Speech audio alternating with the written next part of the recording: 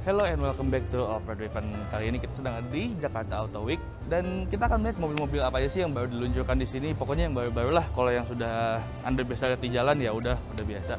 Ada mobil apa aja? Ayo kita coba lihat ke dalam yuk.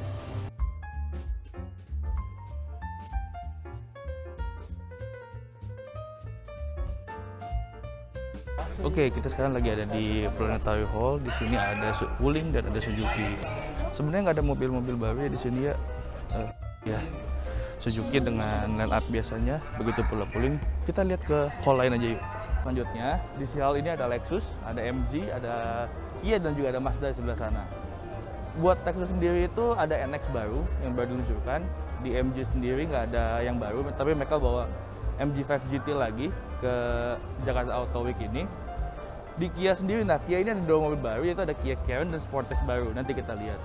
Dan sedangkan di Mazda sendiri juga nggak ada mobil baru, tapi mereka sedang hint mereka akan bawa CX-5 baru ke Indonesia. Kita lihat yang baru-baru yuk. Oke, sekarang kita ada di dalam Kia Carens baru. Ini yang bensin, yang versi bensin. Di sebelah ini ada kursinya udah ventilated. Di sini kontrolnya cuma dari layoutnya bagus, cuma di glossy pasti gampang scratchy ya, gampang tergores.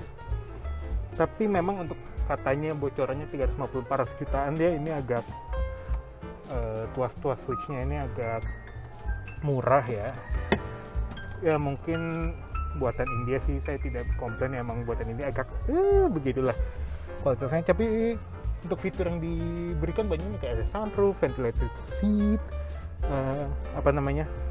auto climate control, cruise control, auto lamp. Ya sepertinya ini untuk 350-400 juta lumayan lah untuk mengisi pasar yang masih kosong ya, gapnya. Oke, ini kita lihat setirnya flat bottom, untuk tulisan Carens-nya gitu. Cuma untuk flat bottom sudah di jadi tidak spesial lagi. Ini kanan sini ada untuk MID sama cruise control. Oke, bagus. Kiri untuk audio sama ada voice di sini. Voice control kali ya, bukan voice command, voice control. Di kanan ada start stop sama untuk VSC. Ini switchnya standar, ada mirror folding, ada ya standar lah. Paling sayangnya aja tadi setelah ngisi form ada bocoran mungkin harganya 350 sampai 450 juta. 350 oke lah, tapi 450 kayaknya too expensive. Apalagi tidak ada sistem canggih yang seperti cruise control adaptif, habis itu auto brake gitu-gitu. Cukup disayangkan kalau misalnya tidak ada seperti itu. Sini aja tidak ada kaca nih, 450 juta tidak ada kaca, pulang aja lah, nggak usah dijual beginian mah. Ada hill descent control, tapi di Indonesia tidak terlalu berguna karena mayoritas yang beli ini pasti bukan rakyat di Sumatera atau apa ya, pasti di perkotaan. Jadi kayak ya. Oke, sekarang kita di belakang Carens ya, Kia Carens ini, dan cukup spacious. Di sini yang enak ada AC-nya yang bisa individual begini ya, jadi kayak Innova, walaupun ya set travel juga bisa. Kontrolnya di sini di bawah agak off gitu sih, tapi oke lah. Sini colokannya mayoritas USB Type C ya. Jadi kalau misalnya Anda terbiasa dengan USB biasa, harus mulai ganti sih di sini. Lalu speakernya ada Bose, bagus. Dan yang bagus di sini ada ya susah memasangnya. Nggak biasa punya, ketahuan. Nah, ada tirai di belakang ini. Ya lumayan nambah privasi. Cuma memang kembali lagi untuk kalau harganya 450 juta, saya expect mungkin kalau kayak fitur-fitur ini nggak apa-apa lah. Yang penting ada adaptive cruise control dan emergency braking dan semacamnya. Paling di sini yang bikin mewah juga selain ini ada ambient light ya di samping sini, di depan juga banyak panjang gitu dari sampai kanan. Dan gak tau ini kenapa headersnya kecil banget ya, kayak buat anak-anak ini ya. Sama untung, tapi dari safety-nya udah ada 6 airbag. Ya mesinnya ada diesel dan bensin turbo, dua-duanya turbo. Jadi akhirnya ada MPV lagi yang diesel selain Innova ya sekarang. Di sini ada laci ya di bawah lantai bagasinya. Rapi sih disekat-sekat gini. Dan ini juga nggak bakal ngeflop kayak R3, soalnya ini ngelock. Dan ini bisa folding 50-50 rata lantai. Di belakang juga ada USB tuh, 2. Dan dua-duanya udah USB Type C. Jadi kalau mau beli mobil ini semuanya USB Type B ganti semua. Jadi di sini juga ada Kia Sportage, display doang sih, tapi ya mungkin kalau banyak yang suka bisa Kia bawa juga ya ke Indonesia. Komen di bawah aja kalau kalian mau ini, biar Man atau Kia denger. Ya. Jadi kayaknya ini juga yang di bawah ini udah full, ADAS-nya full ya. Di bawah ada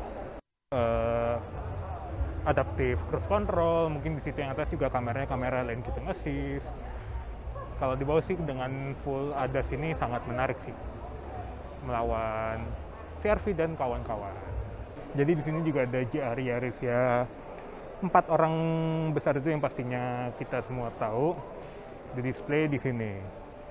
Oke, lanjut ke hal ini. Di hall ini ada Daihatsu, ada Nissan, dan juga ada Mitsubishi di belakang sana. Untuk line up-nya sendiri nggak ada yang baru ya. Di Daihatsu ya Xenia, Avant, Xenia, Terios, dan kawan-kawan. Begitu juga di Mitsubishi, Expander, dan kawan-kawan ya banyak kan Expander sih. Nissan juga ada Leaf, ada Magnite, ada ya pokoknya semua di sini nggak ada mobil baru, mobil-mobil yang udah ada di pasaran semua. Ini kita lanjut ke hal berikutnya, masih ada satu hal lagi. Yuk. Oke, sekarang kita berpindah ke hall selanjutnya. Di sini ada Honda, ada Toyota, ada Isuzu di ujung sana, sama ada Hyundai. Di sini produk barunya paling Toyota ya, ada di Foxy, terus Honda masih nampilin BR-V, Brio, Civic standar lah. Hyundai juga nggak ada produk baru, padahal mereka udah ngeluncurin Ioniq kemarin pas yang ada tanda tangan dengan Pak Jokowi. Sama Isuzu sama display produk yang udah ada aja. Jadi sebenarnya di sini juga tidak banyak produk baru ya. Oke, sekarang kita ada di Toyota Foxy. Akhirnya saya tampil juga. Dan ini Foxy yang baru ya, yang di launching sebelum Jakarta Auto Week ini mulai. Perubahan yang signifikan sih adalah penambahan Toyota Safety Sense dan penghilangan sunroof. Ya, itu jadi trade off. Tapi ya kalau misalnya kita lihat dari luar, sekilas tampilannya jadi terlihat lebih elegan ya. Sayangnya fog lamp-nya jadi nggak ada ya, dan LED-nya ini nggak ada reflektor.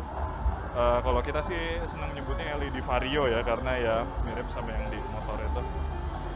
Kalau misalnya kita lihat ke dalam, di sini ada sun visor, ada lampunya juga, dan ada card holder-nya di sini, jadi udah lengkap.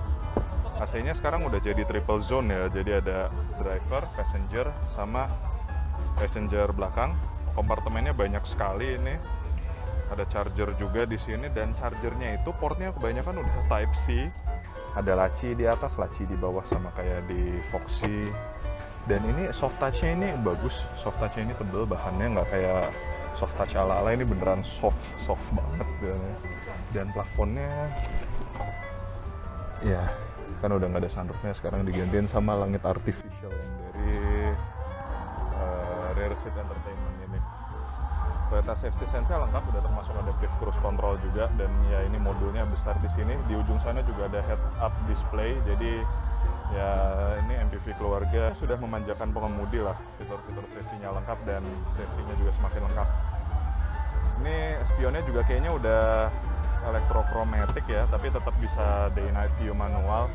Dan lampunya ini bagus, dia warnanya bukan putih yang cool white, tapi dia natural white. Oke.